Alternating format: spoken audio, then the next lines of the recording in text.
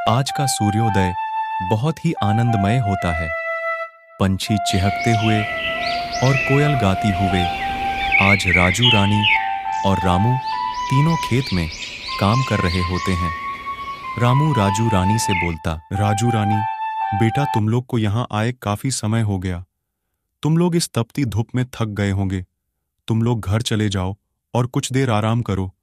बाकी जो बचा हुआ काम है मैं अकेले खत्म कर लूंगा। ठीक है पिताजी, लेकिन आप भी कोशिश कीजिएगा खेत का काम जल्दी खत्म हो जाए, क्योंकि धूप बहुत ही तेज है।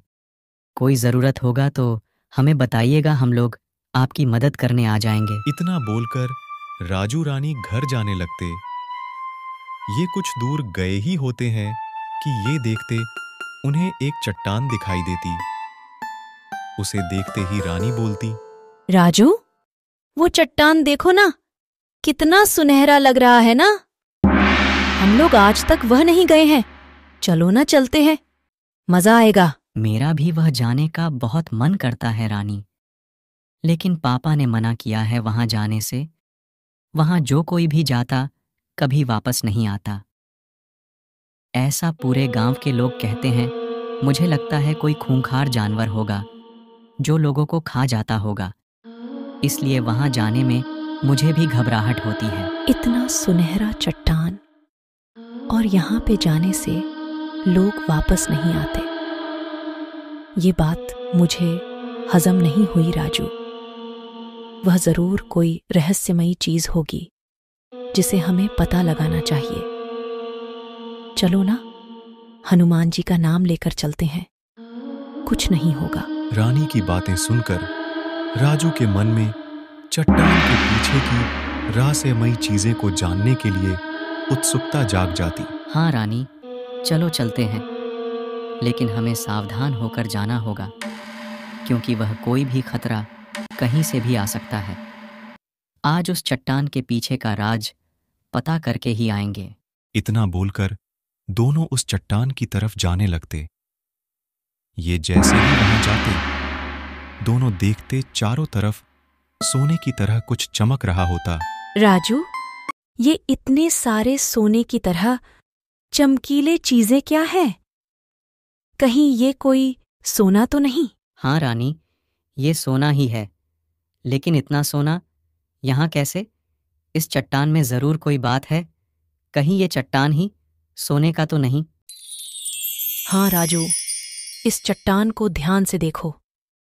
ये चट्टान ही सोने का है शायद। इसलिए पूरे गांव में ये अफवाह फैलाया गया कि यहां जो कोई भी आता जिंदा वापस नहीं लौटता। लेकिन ये अफवाह फैलाया कौन? जिसने भी फैलाया होगा वो इस चट्टान के सोने को बेच बेच कर अमीर बन गया होगा। हाँ रानी, ये चट्टान इस गांव के लिए एक वरदान है। इस गांव में बहुत गरीबी है। लोगों को 2 वक्त की रोटी खाने के लिए बहुत मेहनत करना होता है। क्यों ना हम इस चट्टान के बारे में पूरे गांव को बता देते हैं, फिर सभी को बराबर हिस्सों में सोने को बांट दे। इससे सभी की गरीबी दूर हो जाएगी और एक नया खुशहाल जिंदगी जी सकेंगे। उसके बाद ये लोग भागते हुए अपने पिता के पास जाते और उन्हें सारी बात बताते। अच्छा, तो उस सुनहरी चट्टान के पीछे ये राज था, लेकिन ये था कौन जिसने उस चट्टान का अफवाह पूरे गांव में फैलाना शुरू किया था? जो भी होगा, उसने दिमाग तो बहुत अच्छा लगाया था।